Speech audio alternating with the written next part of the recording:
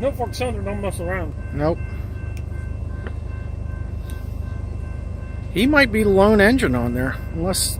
Nah, there's another one there. I see 2 fuel tanks. I still don't know why he's going so slow. The one that's past us? I think he's far enough up the line that he's not an issue. Yeah, he's got most of his racks in the front, and he actually has a lot of truck frames, and then not very many auto racks behind those.